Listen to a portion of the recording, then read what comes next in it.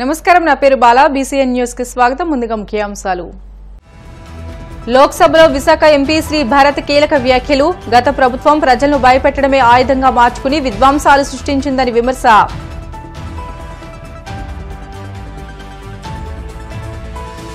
రాష్ట్రంలో అప్రజాస్వామికంగా జరుగుతున్న మున్సిపల్ ఉప ఎన్నికలను తక్షణం వాయిదా వేయాలి వైసీపీ ఎమ్మెల్సీ లేల అప్పిరెడ్డి డిమాండ్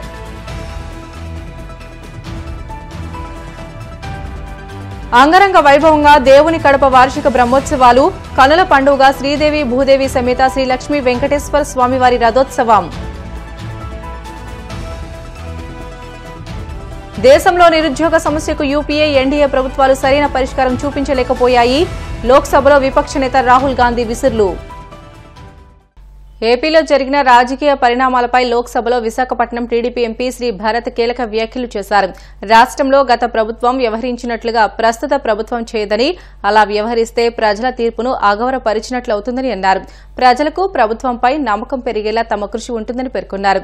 లోక్సభలో రాష్ట్రపతి ప్రసంగానికి ధన్యవాదాలు తెలిపే తీర్మానంపై జరిగిన చర్చలో శ్రీ భారత్ మాట్లాడుతూ గత ప్రభుత్వంలో ప్రతీకార రాజకీయాలు నడిచాయని, తమ నాయకుడు చంద్రబాబుని అరెస్టు చేసి జైలుకు పంపారని అన్నారు.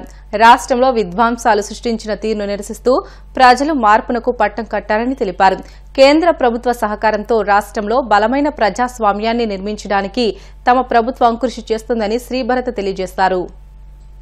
Historic result of winning 164 seats in the alliance, I think with a vote share margin that was never seen in the history of Andhra Pradesh for over 40 years.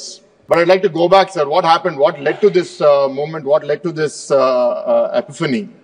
In 2019, when we lost power and the new government came into force in the state of Andhra Pradesh, we very soon realized that fear became the tool of the government. Demolitions across the state, house arrests, assets being taken away. A recent example is the Kakinada port, which was taken over in a hostile manner. Fortunately, it has been reversed today. Financial and psychological warfare. And as the COVID started, we just saw that continuing. I'd like to make a quote here, sir. All of us were tested. I dare do all that may become a man. Who dares do more is none. From Macbeth. What does that mean? I have a responsibility to stand up and fight, but not to protect myself, but for the state. There was a psychological environment where many people wanted to compromise with the government to ensure that their assets are protected or they are protected. The university that I lead was attacked, and there was an intention to coerce. But with the support of our leader, we stood strong. And as time progressed, I could see that there were many people wearing masks. You wear a mask for too long, you forget who you are beneath it. Many people in society, in the services, seemingly decent people started behaving differently. And people who were being oppressed, I could see hate building up. It imprisoned many people. But then what I felt was, it's not about giving back that hate. I'd rather die than give up. Freedom is that it is worth dying for. These few fighters, our leaders, our cadre, our well-wishers across the state kept us going. And all we realized is that we need an inch. An inch is all we need of hope to fight. And aiding our leader Chandrababu Naidu Garu, we had our young leader Mr. Lokesh start his Padayatra on January 27th and continue that over 3,132 kilometers. We had Mr. Pawan Kalyan fighting against the oppression of the government and speaking up for those who didn't have a voice themselves. And finally, as we came closer to the elections, the tide started shifting and people started realizing that every action will have an equal and opposite reaction. We had our graduate MLC elections where unanimously we won all 3 graduate MLC elections across different regions of the state, sending a signal to the people that time has come. But as that happened, the ones in power, the more power they felt they had, the more zealous they became, and that's what led to the arrest of our leader. రాష్ట్రంలో అప్రజాస్వామికంగా జరుగుతున్న municipal ఉప ఎన్నికలను తక్షణం వాయిదా వేయాలని YCP MLC లేల Appireddy demand చేశారు. తాడేపల్లిలోని YCP కేంద్ర కార్యాలయంలో ఆయన మీడియాతో మాట్లాడుతూ రాష్ట్ర వ్యాప్తంగా municipal corporation deputy mayors, municipal chairman, vice chairman ఎన్నికల్లో టీడీపీ దౌర్జన్యాలపై ఎన్నికల కమిషన్ తక్షణం స్పందించాలని కోరారు. దాడులు, కిడ్నాప్లు, అరాచకాలకు తెలుగుదేశం పార్టీ తెగబడుతున్న నేపథ్యంలో ప్రజాస్వామికంగా ఎన్నికలు జరగడం ఎలా సాధ్యమని ఆయన ప్రశ్నించారు. ఏ రాజకీయ పార్టీ అయినా కూడా, ఏ రాజకీయ నాయకుడైనా కూడా ఏం కోరుకుంటా ఉంటారు? ప్రజల మధ్యతో గెలవాలని, ప్రజల మధ్యతో గెలవడం ద్వారా పరిపాలన చేయాలనే భావన సహజంగా రాజకీయ పార్టీలకు ఉంటా ఉంటుంది. కానీ ఈరోజు ఈ రాష్ట్రంలో ఉన్నటువంటి తెలుగుదేశం పార్టీ, ఆ పార్టీ నాయకుడు నారా చంద్రబాబు నాయుడు గారు ఇవాళ ఈ ఎన్నికల్లో గెలిచినటువంటి కార్పొరేటర్లని, గెలిచినటువంటి కౌన్సిలర్స్ని, వైఎస్ఆర్ కాంగ్రెస్ పార్టీ ఫ్యాన్ గుర్తుపై గెలిచినటువంటి వాళ్ళందరినీ కూడా ప్రలోభ పెట్టే కార్యక్రమాలను ప్లాన్ ఏ ప్రలోభ పెట్టాలా, ప్లాన్ బి భయపెట్టాలా, ప్లాన్ సి అంటే ఏబి రెండు ఫెయిల్ అయినటువంటి పరిస్థితుల్లో పార్టీకి నిక్కచ్చగా ఉన్నటువంటి కార్పొరేటర్లు కానీ కౌన్సిలర్స్ కానీ మూడో ప్లాన్ అమలు చేస్తా ఉన్నారు. ఈ రోజున దాడులు చేసి, వాళ్ళు వస్తున్నటువంటి వాహనాలపైన దాడులు చేసి వాళ్ళని గాయపరిచి బలవంతంగా బయటికి తీసుకువెళ్లే కార్యక్రమాలను వాళ్ళ కారులో ఎక్కించుకొని అడ్డగించి వందలాది మంది రోడ్లపైకి వచ్చి వాళ్ళ తెలుగుదేశానికి సంబంధించినటువంటి కార్యకర్తలు, నాయకులు దాడులు చేస్తున్నటువంటి తీరును చూస్తా ఉంటే 4 సార్లు ముఖ్యమంత్రిగా పనిచేశానని చెప్పుకుంటాడు. 40 సంవత్సరాల పైచిలకు రాజకీయ చరిత్ర ఉందని చెప్పుకుంటా ఉంటాడు చంద్రబాబు నాయుడు గారు. అసలు ఏ దిశగా ఈ రాష్ట్రాన్ని మీరు తీసుకెళ్లాలని ప్రయత్నం చేస్తారని అడుగుతా ఉన్నా. తిరుపతిలో మీకు తెలుసు, మీ పార్టీ పరంగా మీ సింబల్ పైన ఎంతమంది గెలిచారు? ఒక్కడు గెలిచాడు. సైకిల్ గుర్తుపైన గెలిచింది ఒక్కడే. మిగతా స్థానాలన్నీ కూడా వైఎస్ఆర్ కాంగ్రెస్ పార్టీ గెలిచిందే. నిన్నటి వరకు ప్రలోభ పెట్టావు, భయపెట్టావు. డిప్యూటీ మేయర్గా మేము ప్రకటించినటువంటి అభ్యర్థి శేఖర్ రెడ్డి ఇంటిపైన బుల్డోజర్ తీసుకెళ్లి పగలగొట్టించావు. అయినా కూడా వైఎస్ఆర్ కాంగ్రెస్ పార్టీకి సంబంధించినటువంటి కార్పొరేటర్లు జగన్మోహన్ రెడ్డి గారి నాయకత్వంలో మేము గెలిచాం, వైఎస్ఆర్ కాంగ్రెస్ పార్టీకి ఓటు వేయాలనే ఆలోచనతో వాళ్ళు ఈ రోజున ఎన్నికలకి బస్సులో వస్తా ఉంటే, ఆ బస్సు పైన దాడి చేసినటువంటి వైనం చూస్తా ఉంటే నిజంగా బాధ కలుగుతా ఉంది. దేవుని కడప శ్రీ లక్ష్మీ వెంకటేశ్వర స్వామివారి బ్రహ్మోత్సవాల్లో భాగంగా రథోత్సవాన్ని అత్యంత ఘనంగా నిర్వహించారు. బ్రహ్మదేవుడు సారథ్యం వహించినట్లుగా అలంకరించిన రథం విశ్వతేజోమూర్తి సూర్యుని సాక్షిగా మహామేరు పర్వతంలా జనసంద్రం మధ్యన వైభవంగా సాగింది. దేవుని కడప మాడ వీధులన్నీ జనంతో నిండిపోగా మిద్దెలు, మెడలపై నుంచి కూడా భక్తులు రథంలోని దేవదేవుని తిలకించి పులకించారు. ముందు వైపు అశేష జనసందోహం పోటీలు పడి గొలుసులతో రథాన్ని లాగుతుండగా మొక్కులు గల భక్తులు రథచక్రాల కింద గుమ్మడికాయల నుంచి ఆ ముక్కలను ప్రసాదంగా స్వీకరించారు.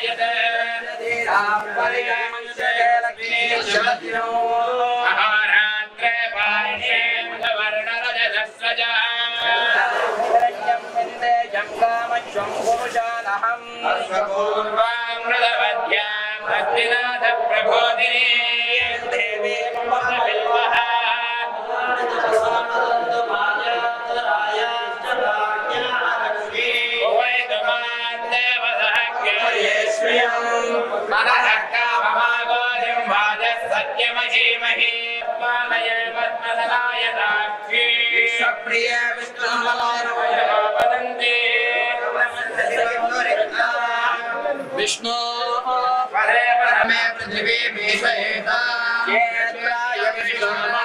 देव पृथ्वी मेषयेता विश्वाक्षं विश्वशंभवं ध्यानन्नारायण परः सर्वं दृश्यते श्रूयते विवाह अन्तर्बहिर्जगत् सर्वं व्याप्य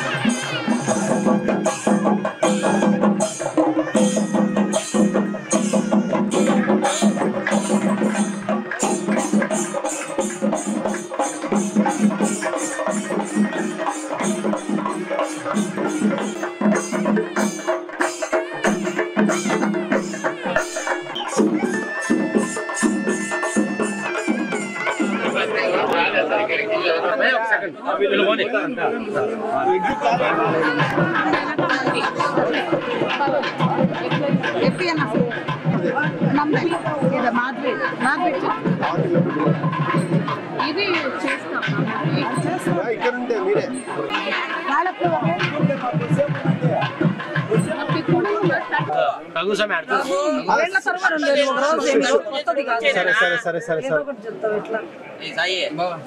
కానీ బాబులా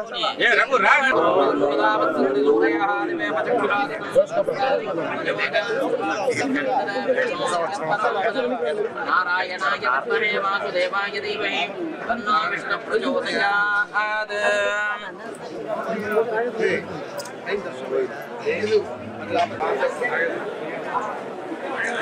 మా ఎదురు పంపించొద్దు.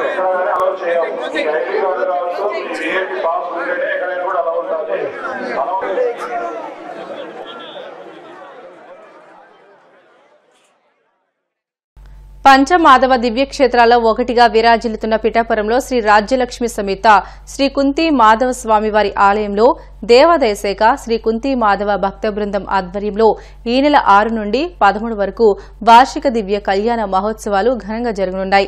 ఆలయ ఈవో నున్నా శ్రీరాములు కుంతి మాధవ భక్త బృందం పర్యవేక్షణలో ఉత్సవాలకు సంబంధించిన ఏర్పాట్లు చురుగ్గా జరుగుతున్నాయి. ఈ సందర్భంగా ఆలయ ప్రధాన అర్చకులు చక్రవర్తుల నరసింహాచార్యులు మాట్లాడుతూ ఈ నెల 8న స్వామివారి కళ్యాణం, 11న రథోత్సవం, 12న చక్రస్నానం, 13న శ్రీ పుష్పయాగంతో స్వామివారి కళ్యాణ ఉత్సవాలు ముగుస్తాయని భక్తులందరూ ఉత్సవాల్లో పాల్గొని తరించాలని విజ్ఞప్తి చేశారు. భక్త మహాశైలందరికీ కూడా విజ్ఞప్తి, మన పీఠిగాపూర్ గ్రామంలో ఏం చేసినటువంటి శ్రీభూ సమేత శ్రీ కుంతి మహాస్వామి వారి యొక్క వార్షిక కళ్యాణ మహోత్సవాలు 6/2/2025 నుండి 13/2/2025 వరకు కడువేగంగా జరుగును.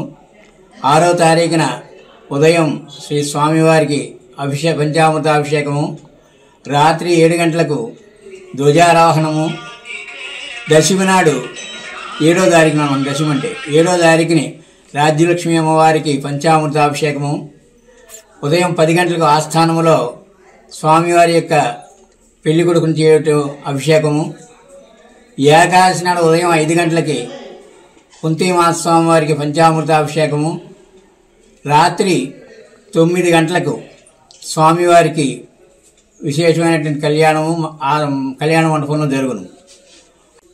10వ తారీఖుని శ్రీ కుంతి మహాస్వామి వారి యొక్క పొన్నవాహనం మీద స్వామివారి యొక్క సేవ జరుగును రాత్రి 7 గంటలకు. 11వ తారీఖుని రాత్రి 10 గంటలకు రథోత్సవం జరుగును. 12వ తారీఖుని ఇక్కడికి 10 కిలోమీటర్ల దూరంలో ఉన్నటువంటి ఉప్పాడ సముద్రం వద్ద చక్రస్నానము జరుగును.